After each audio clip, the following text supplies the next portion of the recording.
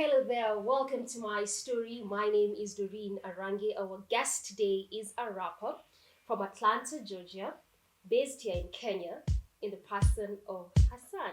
My house is the palace of peace, resisting the challenge. Babylon, them, they kill for keeps. Cataclysmic, you sow what you reap. Mirrors from the temptress, you planting the seed. Yo. You've been in the industry for like what, 10 years? You began while you were still in Atlanta before you relocated. Talk to us about that journey. Yes, um, I began in Atlanta, which is where I'm originally from, as you stated prior. I first began professionally in high school, you know, but I've been doing it before that, like longer than that. But I began in high school. Um, That's professionally. professionally, I would probably say 2011, 2010, 2011, and you know, getting booked, doing shows, selling out shows at certain venues and clubs, um, making professional recorded songs, Um, yeah, so I've been doing it for some time, you know. How has it been? Has it been exciting, interesting, challenges here and there? Because 10 years is no mean feat. It's quite a while to be in the music industry. Yeah, it's quite some time. It's definitely been challenging, and it's definitely been, quite exciting, refreshing every time I do it. Because every time I do it, I take a new approach. That's artistically and the business-wise, the side of things. So, I've always been independent. I haven't been signed to no manager, no label, no distribution company. I've always been doing everything by myself.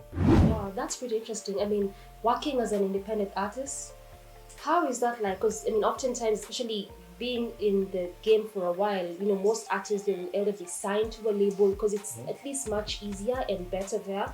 But for you to just work as an independent artist, what informed that decision?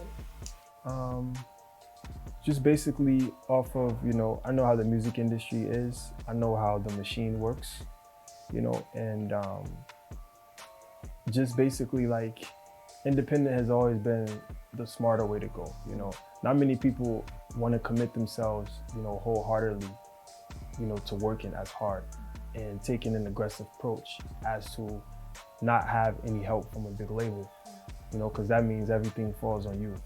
But the only difference is that, the when you get the fruits of that labor, you don't really have to share those fruits. You eat it yourself. You don't have to share it with the next man, the cut from the next man. Those are the parts of being an independent artist. Yeah, full creative control. Me and my friends, we talk about this all the time. Would you wake up and do it and have to punch in on the clock and have someone tell you when to be in and tell you what to do? Or would you wake up with a specific type of vision in mind and, try to acquire some growth and, evolution to meet that vision? So that's always been the goal with me. Ironically, if you would have asked me this a couple years back, it would have been like, yeah, man, I always wanted to get signed. But when I do these shows... So you had wanted to be signed? Yeah, but when I have done these shows in Atlanta and I would sell out at certain venues and have a lot of people come, every person that will come to the show has subscribed to my website already, and that will buy a shirt, which is merchandise, rather prior to the show or after the show. They will buy a shirt and, be rocking my merchandise. And that's all me, man. Like, just, I put up the money, you know what I'm saying? And I do everything as far as the dividends, the profit margin ratio, the return investment, and everything I get back, I get to keep, and it's all mine. So it's definitely a lot harder work, and it's a lot of risk, a lot of losses. But, that's with anything, you know what I'm saying? Like, that's with going to the university, that's with trying to study within the field, it's risk and losses within that. So I'd rather take a risk and loss doing something I love to do, and living out my dream, trying to reach my vision as opposed to just, doing it under someone else's management, under someone else's vision, creative control, contract. You know what I'm saying? Wow, just from what you said, it looks actually clearly just points out that whichever way you choose to go to as an artist, there's pros and cons to it. It's just, what's comfortable with you, right? Okay, now we began by saying that you were from Atlanta, came to Kenya, and you see, we are in the time of COVID-19, so oftentimes that illusion, right, it's because of COVID, that's why, someone came and all of that, but it looks like that's not your story. So tell us, why did you move to Kenya to do music in Kenya? Why did you relocate? Initially, I had originally came to be a part of a wedding, but my videographer, he's actually Kenyan. So Kenyan, but based there now. Yes, he's based in Atlanta. He went to school with me, but he has Kenyan roots. So he says I'm going to Kenya in December because my sister's getting married. What, last year? Last year, Okay. prior to Corona. So he says my sister's getting married and it's my mother and father's anniversary in Yehururu, right? So excuse me. I like that you pronounced it very well. Yeah, I was about to say excuse me if I pronounced it wrong. No, you've tried. You're doing great. Thank you. So, so originally the idea was to come to Kenya, shoot my music video, and do shows and get radio, TV interviews, all that stuff. So, and that was with him. He knows the Kenyan market. He's worked with high-end industry artists here in Kenya and in Atlanta, so he's the best person to, work with as far as that route goes.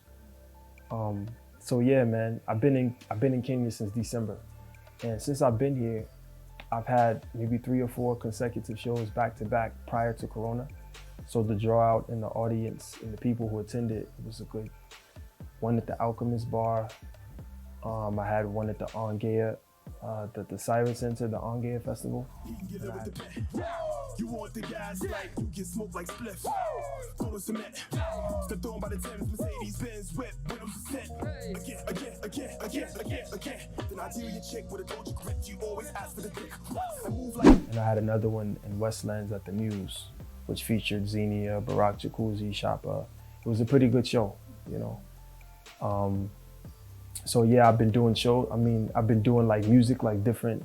I even stepped outside of the box to do what I'm not acclimated to doing, which is playing around with my talent. You know what I'm saying?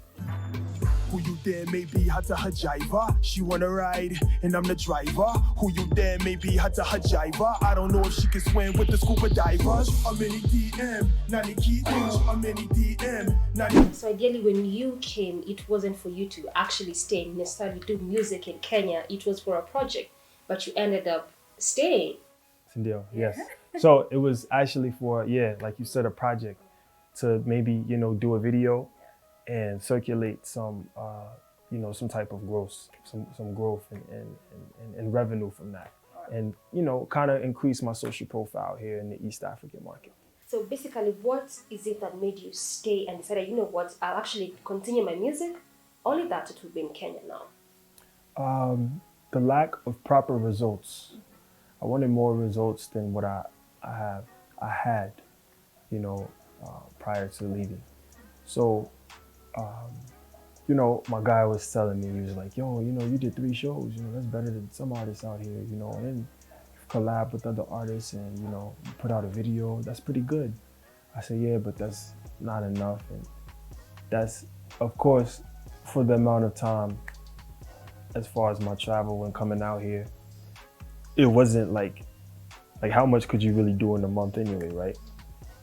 Or a couple of weeks or so, what have you. So I figured out if I wanted the maximum amount of results, and to fully be happy, I'm gonna have to stay.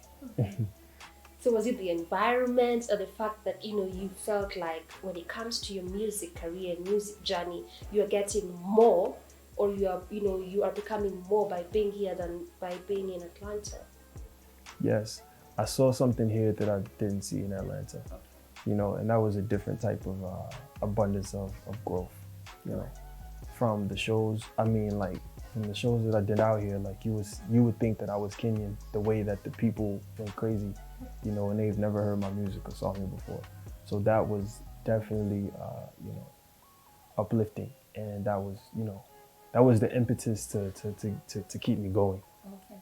It's just that saying that Kenyans are always receptive. They love, they love and always accommodative of people, and that's actually also what you felt.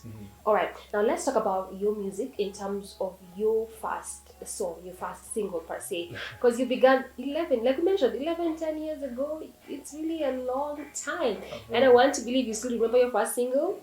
I do. Okay, tell us actually the name of it and the concept behind it. Because it's actually what threw you into the market. Yeah, I guess so. Can we say that? Sure. I don't think this is on any type of digital service or, platform where you can listen to it, because that's how archaic it is. But it was called Did You Know? Did You Know was the name. Why that? What's the concept behind it?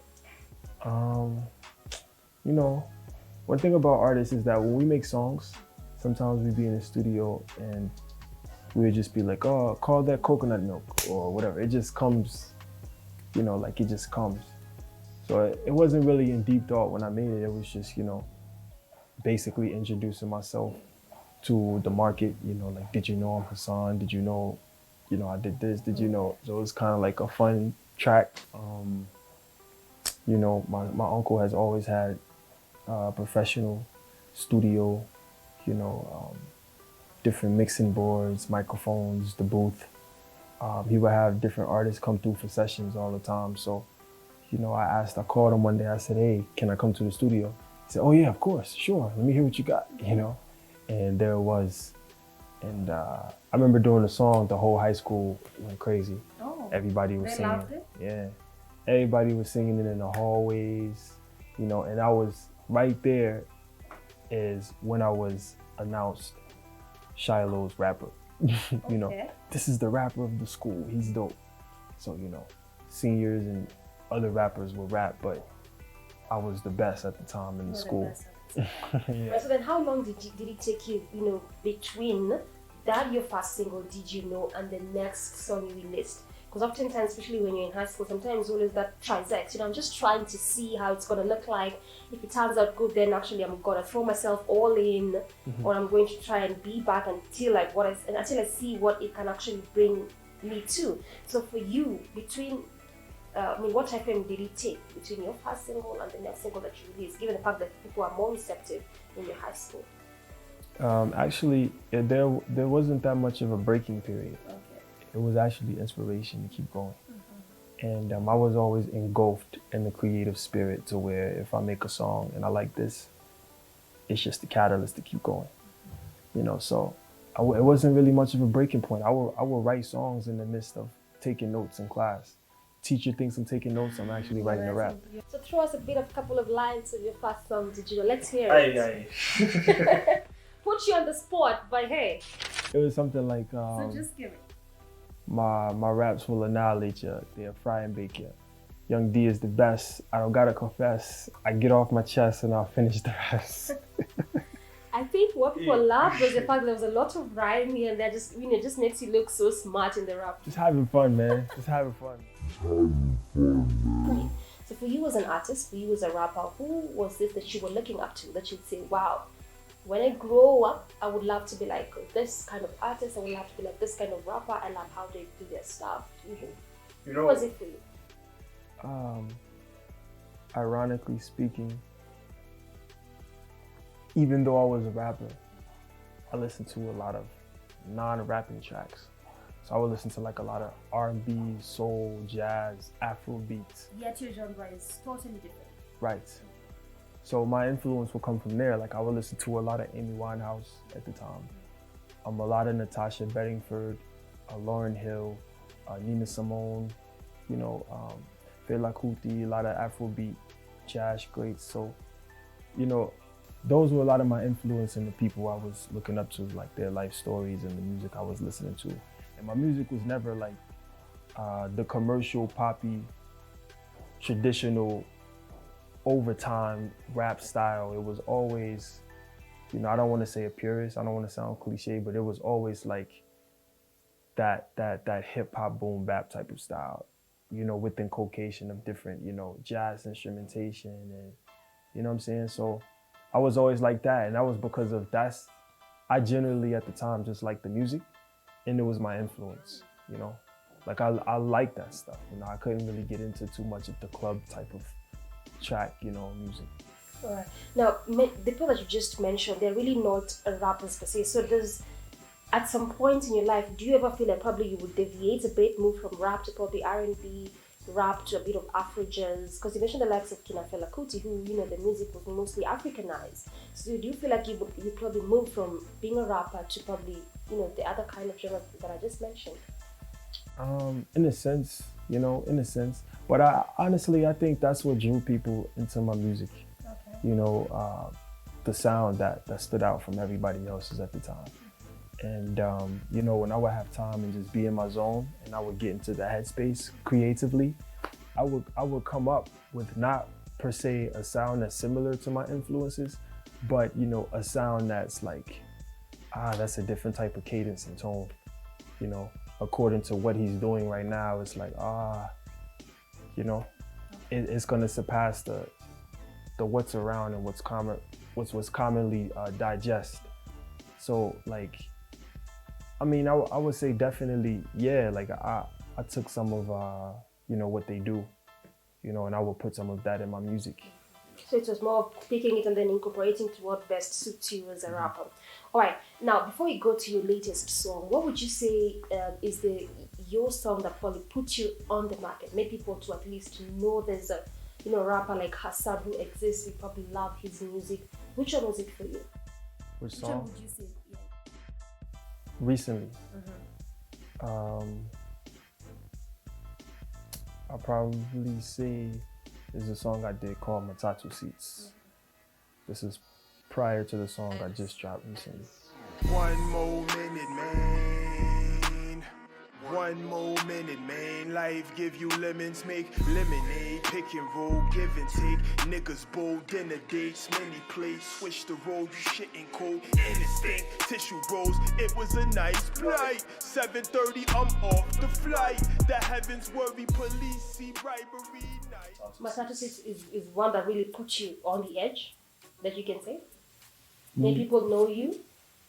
I would say Bidi Yangu, not Matatu Seats, Bidi Bidi Yangu. Yangu. That's the one I just released. Okay. It's originally produced by Magis Inga, and Viona is on the vocals as far as the chorus, and I'm rapping the verses, you know, the 3 verses.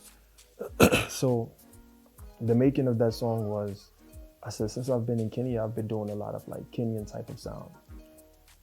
And I wanted to divulge into my artistic abilities for, not necessarily for my audience, but me, you know what I'm saying? Because since I've been in Kenya, I haven't made a track that qualifies the purpose of a track, you know, which is introducing yourself to your core audience.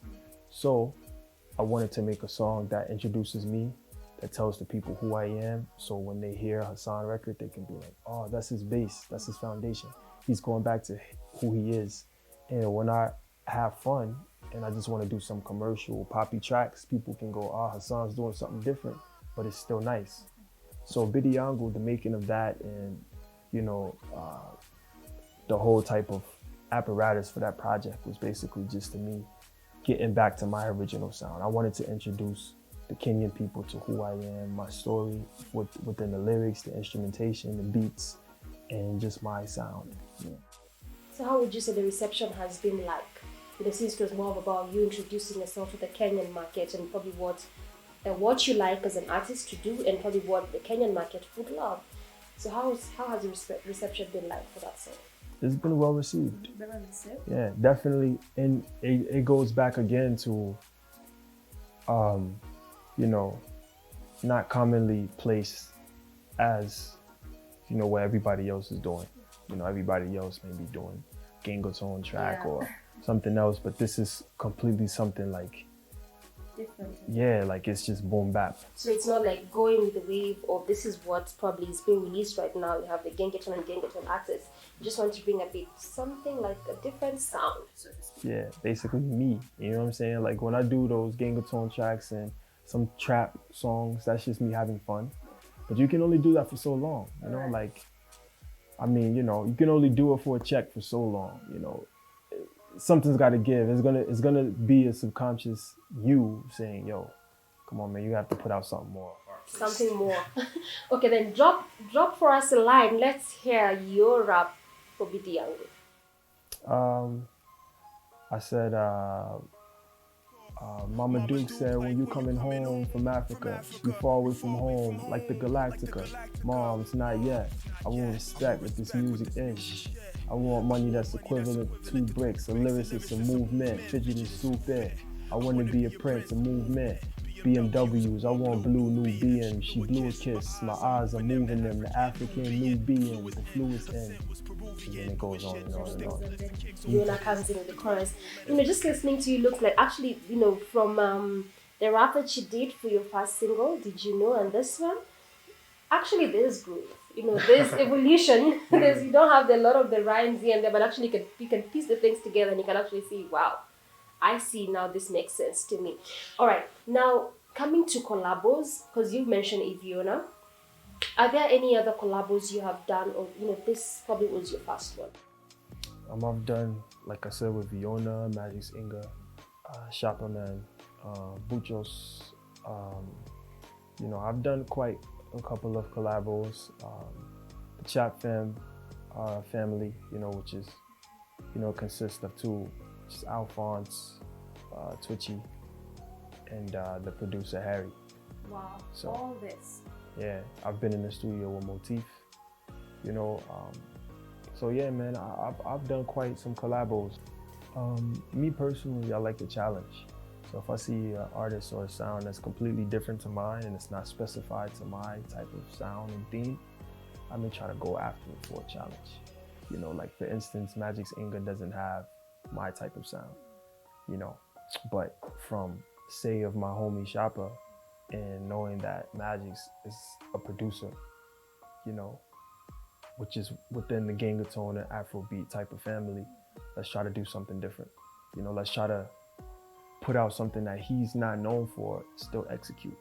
Same with Iviona, she's not of the hip hop based boom bap style or genre of music that, I may put out. So let's try to do something different to where we can, kind of merge our sounds, but,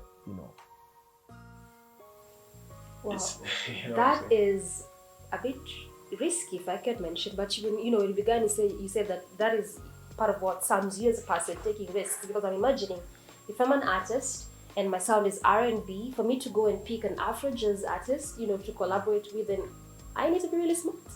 So meaning that you have to be really smart as a person to go in that direction, because it's not as easy as it may sound. It's not, especially when you're more of a feature on the song. So it's like these guys, they have different sounds, but they're features on the song. It's not like their song. It's not like on their album.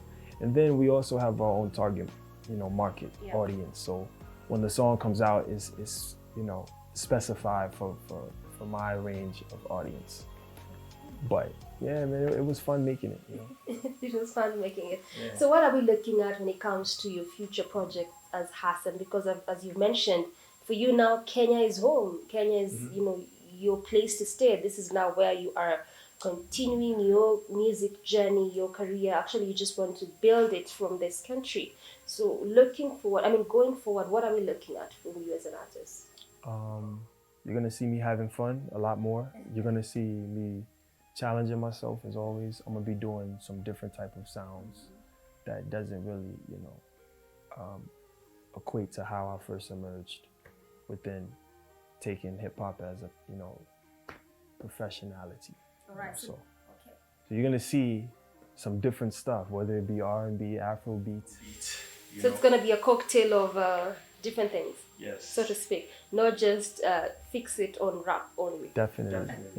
Many things. Many Variation of meaning. So is there a single coming up probably sooner? Yeah, it's a song I did with Viona called Do It. This is actually another one. It's a different one. I actually like the song a lot because, the groove of the song, the melody, the beat, it's the perfect type of dance hall, Afro beat type of record, you know what I'm saying? And then the way we did the song, the core structure and base of the song, it has been done like no other. You know, like no artist of its liking can compare to this type of song. So you have Fiona on the chorus, and I feature in the chorus with her. And then, you know, you have her voice singing kind of like a singing type of rap, her having fun, taking a challenge with her style again, singing type of rap in the first verse. And then you have me just completely just coming in with the patois type of rap style in the second verse. The song is dope. Yes, it's fun, man. You're So gonna when love are we it. expecting this one? Probably, it's November right now, so Yeah. I'll probably say January. January. Yeah. Like what, 2 months from now? Yeah, because you'll see the whole treatment for it. You're not just gonna hear the audio. When you hear the audio, you're gonna see the video. You know, and the video is gonna be crazy. It's gonna be crazy. Yeah. All right. So I want you to look at your camera and tell us your social handles, where we can find you on Twitter, on Instagram, on Facebook, on YouTube, how people can subscribe to your channel if you have a channel, and basically which other areas and platforms you can find you and find your music. Okay. Well, I'm actually only on Instagram at Hassan Melanated. So that's HASSAN MELANATED. So Hassan Melanated. And of course, I'm on every, you know, distribution channel of where you stream music, whether it be Deezer, Boomplay, Apple Music, you know, Google Play, iTunes, you know, Tidal, SoundCloud, YouTube, everywhere. Yeah. So check me out and expect more. So you haven't told them about your YouTube channel? No, but you can find me on YouTube at Hassan and Prodigy Melanated. And they should subscribe to your channel as well. Subscribe, check More out content videos. Yeah, Matatu Seats, Bidiango, a mini DM, everything is on YouTube. Magic's anger on the beat. This is hard work, never off balance. God first, I'm clever, craft the chalice. Take a bath in the palace, measure, my faith is balanced. Good deeds, leverage, lettuce in my pocket. Carrots, my neck, no salad. The prophet, eat your cabbage. Respect the gift, full kiss, the tip of the phallus. You wanna hop on the dick like a rabbit. I'm the eclipse to the sun. The shadow is married, son. I rock like gravel or granite. The rock by gravel was granted in the spot that you stand in.